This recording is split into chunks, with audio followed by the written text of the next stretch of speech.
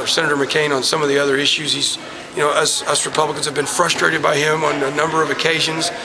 But, the number one priority of the federal government is to keep us safe as Americans, I think. That's why the colonies got together, was for that purpose. And there's a lot of other reasons to have a federal government, but that is probably the number one priority. So, I'll support Senator McCain because of that. And clearly, Hillary or Obama are so far away from me. There's no way I can support them. So, what in politics, you always hear people say, well, I'm going to vote for the lesser of two evils. I wouldn't. Mr. McCain's a good man. He's done some great things for our country. I haven't agreed with him on every issue, but on the big issue that's important, he's going to do the right thing, and he's so much more aligned with me on all those other issues than Hillary or Obama that I would definitely be for McCain. Do you secretly like to see Hillary win the Democratic nomination? I don't know. I go back and forth.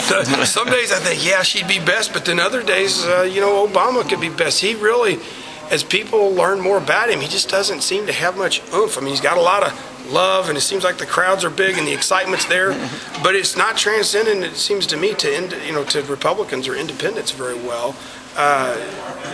And sometimes I wonder if Hillary, she's more conservative and she would appeal to more middle-of-the-road people more than Obama would. He's so liberal. So I don't know who you wish for there. I think you just let the Democrats pick their poison and we have to deal with it, I don't even know if they know who they want. The good news is they still can't figure it out. They're still campaigning against it. They're still moving it far, far to the left to win their nomination, which makes it easier to beat either one of them in a general. Are you going to be consulting with any of the 9th District Republicans? I'm taking a real hard look at Bob Onder and assisting him in his campaign. He's a quality guy. He's been a good caucus team player. Great pro-life, all the issues I care about lined up with him on. So I'm taking a strong look at maybe helping him in his... More so than Danny Moore, Luke Denmeyer, or Brock Olivo? I don't know the Levo guy. I've never met him. Danny is a wonderful person and a great friend, a classmate that came in with me. Blaine, obviously, I have a tremendous amount of respect for. Served with him. Was a great friend in the caucus. But Bob just talked to me first, and I kind of made a commitment. I didn't know Blaine was even going to be in the race, and really had no idea Danny was either. So that's kind of how I... So you will be getting on board with Onder? More than likely, yeah.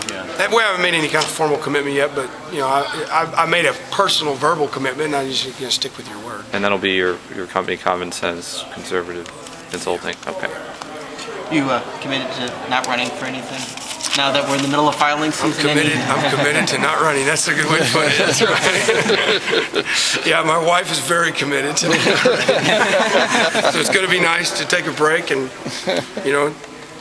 I guess I've always been free to say what I think, but now I'm really free, huh? Time for 5 more questions. Yeah.